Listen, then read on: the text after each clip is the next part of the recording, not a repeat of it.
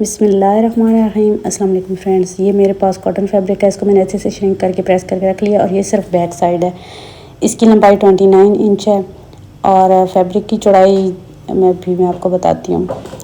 ये डबल करके मैंने बैक का 18 इंच लिया हुआ है, बैक की जो चौड़ाई है। ठीक है, इस पर मैं बैक का पहले ड्राफ्ट बना लेती हूँ, फिर मैं आपको इसकी फ्रंट की कटिंग बताऊँगी कि किस तरीके से है। देखिए 12 इंच इसका तीरा था, तो 13 इंच मैंने 1 इंच इसमें स्विंग अलाउंस डाला है और इस पर को मैंने 2 पर डिवाइड कर लिया है, तो 6.5 इंच आता है निस्फ। तो यहाँ पे 7 इंच के लिए मैंने हाफ इंच यानी मज़ीद जमा करके शोल्डर की लंबाई ली है। जहाँ तक शोल्डर की लंबाई ली है वहाँ पे हम चेस्ट लेंगे 8.5, यानी ये कितनी थी 17 इंच, तो 17 का मैंने निस्फ किया। अब हाफ ऊपर से डाउन किया, पूरी लाइन को भी हाफ किया है और 1 इंच यहाँ पे हम स्विंग अलाउंस रखेंगे। और जो शोल्डर की गुलाई की है ना, वो 1 इंच जो स्विंग अलाउंस रखा था ना, उससे मैंने स्टार्ट करते हुए ऊपर तक किया। अब इसको हम गोलाई में पैमाइश भी कर सकते हैं कि क्या हमारे पास ये पूरी है कटिंग से पहले। ठीक है, क्योंकि कटिंग के बाद तो कोई हल नहीं है ना, इसलिए अब यहाँ पे हम लेंगे कमर के लिए फासला का। कितने फासले पर हमने कमर रखनी है, यहाँ पे तकरीबन 3.5 4 इंच मैंने इस एज के लिए रखा है। और ये मैं तकरीबन 8 साल की एक हेल्दी बेबी का ड्रेस बना रही हूँ। यहाँ पे कमर लिया मैंने 15 इंच का निस्फ 7.5 इंच। अब जो चेस्ट पे जो लगाया था ना स्विंग का, उसी को स्विंग वाले के साथ मिला देंगे, कमर वाले स्विंग निशान के साथ। और कमर पर भी 1 इंच हम कटिंग लाइन के लिए मज़ीद रखेंगे, यानी 8.5 इंच रखेंगे। यहाँ पे नीचे की तरफ 4 इंच मैंने रखा है, अंदर की तरफ 1 इंच रखा है और 1 इंच जो है वो कटिंग के लिए। अब जो अंदर वाला निशान है उसको अंदर वाले जो कमर का 7.5 इंच का निशान लगाया था ना, उसके साथ मिलाएंगे और जो 1 इंच रखा था उसको बाहर वाले निशान के साथ मिलाएंगे। ये हमारी कटिंग लाइन है, अंदर वाली हमारी स्विंग लाइन है।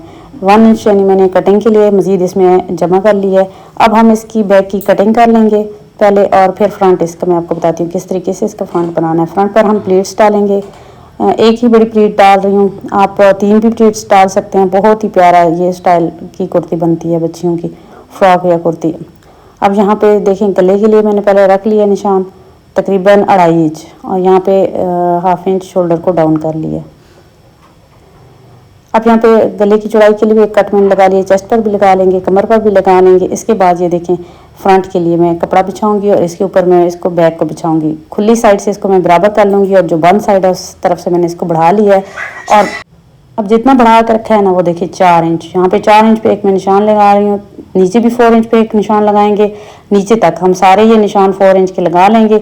इसके बाद इन निशानों को हम स्केल की मदद से, अगर बड़ा स्केल हो बड़ा स्केल की मदद से मिला सकते हैं, लेकिन बड़ा स्केल हर एक के पास नहीं होता, छोटे स्केल की मदद से भी आप इस तरीके से मिला सकते हैं। अब हम बैक को इसके साथ बिल्कुल बराबर करके रखेंगे और ये देखें यहाँ पे इस तरीके से जो बढ़ जाएगा ना, ये नीचे यानी नीचे वाला पीस कम हो गया, उसको मैं आपको बताती हूँ किस तरीके से हम पीस डालेंगे। इस तरीके से हम कम कपड़े में एक खूबसूरत और स्टाइलिश कुर्ती बना सकते हैं। और ये तकरीबन मैंने 2.5 मीटर कपड़ा लिया है 8 साल की बच्ची का ड्रेस बनाने के लिए। लेकिन मैं बता रही हूँ कि बच्ची हेल्दी है थोड़ी सी, अच्छे मतलब बच्चे मुख्तलिफ होते हैं ना, कुछ स्मार्ट होते हैं कुछ हेल्दी होते हैं, तो ये हेल्दी बेबी का ड्रेस है। और अगर वैसे भी आप स्मार्ट बच्ची का भी इस साइज़ का बनाती हैं ना 8 साल की बच्ची का, तो बहुत प्यारा लगता है ये लूज़ भी। अब देखें यहाँ पे मैं इसकी गुलाई भी कर लेती हूँ। अब हम इसको देखेंगे कि कितना सा पीस हमारा इस तरफ डलना है, कली डलनी है। अब यही जो पीस ऊपर से कटिंग हुआ है ना, इसी को मैं नीचे की तरफ यहाँ से इस्तेमाल करूँगी। ये नीचे वाला थोड़ा मैं शोल्डर वाली साइड का कटिंग कर लेती हूँ और ये देखिए इस तरीके सीधी साइड सीधी इसके ऊपर रखेंगे। हाफ इंच जितना स्विंग में आएगा सिलाई का मार्जिन लेते हुए यहाँ पे हम इसी शेप में छोटी कली कटिंग कर लेंगे और यहाँ पे हम इसको फिर जोड़ देंगे। जोड़ के तो जो तरीके मैंने बताया हुआ कि कलियों को जोड़ के आपने खोल के इनको इस्त्री करना होता है, तो आप खोल के इस्त्री करेंगी तो बिल्कुल भी इन पीसेस का पता भी नहीं चलेगा, यानी इन इस सिलाइयों को चीर कर आयरन अच्छे से कर लेना आपने ये कलियाँ डालने के बाद। और यहाँ पे भी मैं आपको बताती हूँ कि ये जो कमर तक कमर का निशान है ना, यहाँ पे हम देखें कमर के सामने ये पूरी हम लाइन खींच लेते हैं और यहाँ पे हम यहाँ तक प्लीट डालेंगे। कमर से थोड़ा ऊपर तक डालते हैं लेकिन कमर से नीचे बिल्कुल भी नहीं, या कमर तक या कमर से 1 इंच ऊपर की तरफ अगर थोड़ा लूज शेप देनी हो तो, वरना मैंने कमर तक ही की है। इसके बाद ये फ्रंट के पार्ट की भी हम कटिंग कर लेंगे, जो फ्रंट को शोल्डर को करते हैं ना, फ्रंट के सब पार्ट को करते हैं। इस पर भी मैंने ये निशान लगा लिए हैं और फिटिंग के निशान भी आप दूसरी साइड पर बेशक लगा लें, क्योंकि ताकि हमारी फिटिंग जो है वो एक जैसी आए। अब यहाँ पे मैंने पैमाइश की है शोल्डर की गुलाई में, तो ये देखें ये मेरे पास आया है 8 इंच। तो हम कपड़ा लेंगे। कपड़े लेने का तरीका भी मैं आपको बताती हूँ। ये देखें, इस तरीके से कपड़ा हमने रखना होता है, ठीक है। एक दूसरे की तरफ इसका रुख होना चाहिए। सीधा है तो सीधा रखेंगे, उल्टा है तो उल्टा रुख एक दूसरे की तरफ रखेंगे, तब बाजू की कटिंग करते हैं। एक दूसरे के अंदर हो, यानी दूसरा बाजू इसके अंदर रखा हुआ हो। अब यहाँ पे हम पैमाइश लेंगे स्लीव्स की। ये देखें, तकरीबन 19.5 इंच यहाँ पे मैंने इसकी पैमाइश ली है। स्विंग अलाउंस के साथ ही यहाँ पे एक निशान लगा लेंगे पूरा, और ये जो निशान लगा है इसको हम सीधा कर लेंगे स्केल की मदद से। और ये पफ आस्तीन में कटिंग कर रही हूँ। जो एक्स्ट्रा मैंने लिया है ना, वो ये देखें तकरीबन 5.5-6 इंच तक आप रख सकती हैं इस एज के लिए।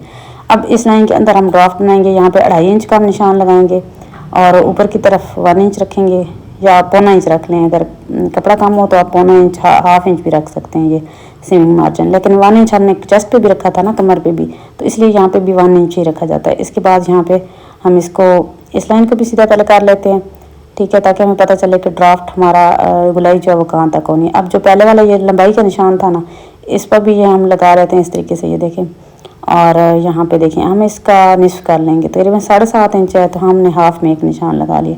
अब ये जो 2.5 इंच का निशान लगाया था, इसको इस तरीके से यहाँ तक इसके साथ गुलाई दे देंगे, जैसे शोल्डर की गुलाई करते हैं ना, स्लीव्स, आर्म स्लीव्स कटिंग करते हैं, इसी तरीके से ये कटिंग कर ली है। यहाँ तक ये कटिंग में निशान लगा लिया, ड्राफ्ट बना लिया। अभी कटिंग नहीं करना क्योंकि हम पफ बना रहे हैं, इसलिए फिर इसको हम यहाँ से तकरीबन जो हाफ का निशान लगाया ना, उससे नीचे थोड़ा 1 इंच जितना, ये देखिए मैं आपको पैमाइश करके दिखाती हूँ, 1 इंच जितना नीचे हम इसको पफ के लिए शेप देंगे। जो हाफ का निशान लगाया था ना, उससे थोड़ा नीचे, यानी 1 इंच नीचे रखते हुए यहाँ पे हम इसको इस शेप में शेप देंगे पफ के लिए, तो बहुत ही प्यारा पफ बनेगा। इसके बाद हम इसके फ्रंट पे भी इस तरीके से टंक बड़ा करके चुनट डालेंगे और कफ लगाएंगे। इसके बाद यहाँ से स्विंग का मैंने 1 इंच रखा है, और यहाँ से हम थोड़ी सी स्लीव्स को गहरी शेप देंगे दरमियान में से, ताकि ज़्यादा लटकी हुई ना हो। और बाहर जो कटिंग लाइन है उसके साथ मैंने मिला दी इसको, और इसको कटिंग कर लेने के बाद मैंने इसकी जो स्टिचिंग है वो शेयर नहीं की, क्योंकि स्टिचिंग मैंने इसकी पहले शेयर की हुई है। तो कटिंग का आसान तरीके मैंने आपसे शेयर किया, क्योंकि पहले जो मैंने बताया वो थोड़ा ऐसे था कि मुश्किल था थोड़ा, ये बहुत ही आसान है। तो ये मेरी बिगनर बहनें भी बना सकती हैं बहुत ही आसानी से, तो ये बहुत ज़्यादा पसंद किया गया है। अब इस पे हम टांका बड़ा करके तो इस तरीके से चुनट डाल लेंगे, फ्रंट पे भी इस तरीके से हम चुनट डाल लेंगे टांका बड़ा करके, और आगे कफ लगा लेंगे। ये देखें, दरमियान में इस पर मैंने बटन लगाए हैं, और बड़ी प्लेट को इस तरीके से आयरन की मदद से हमने इस पर बिठा लिया है। आगे हमने इसके कफ लगाए हैं। और देखें, अगर आपको भी इसकी कटिंग पसंद आई हो, या आप इसकी स्टिचिंग देखना चाहते हैं, तो बताइए कि मैं आपको लिंक सेंड कर दूँगी। मिलते हैं नेक्स्ट किसी वीडियो में नई कलर स्कीम और नए डिज़ाइन के साथ। तब तक के लिए अल्लाह हाफिज़।